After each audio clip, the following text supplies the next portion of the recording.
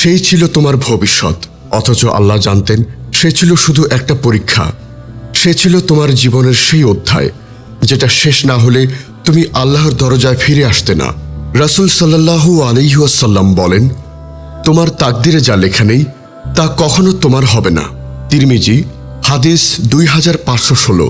তুমি আজ যাকে নিয়ে কাঁদছ তার ভালোবাসা হয়তো হালাল ছিল না, হয়তো সে তোমাকে নামাজ থেকে সরিয়ে দিচ্ছিল, হয়তো সে তোমার ভেতরের শান্তিকে কেড়ে নিচ্ছিল।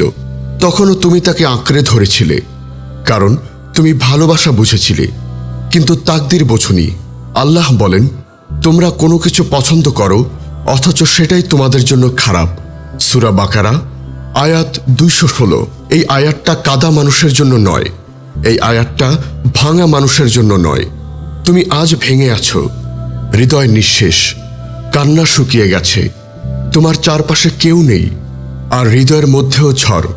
কিন্তু জানো, এই ভাঙা সময় আল্লাহ তোমাকে ডাকছেন।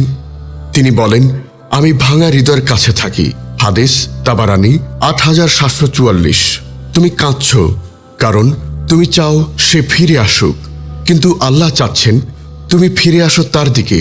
তুমি যার জন্য কাঁদছ সে যদি তোমার তাকদিরে থাকতো তবে কেউ তা কিছুতেই তোমার জীবন থেকে সরিয়ে দিতে পারত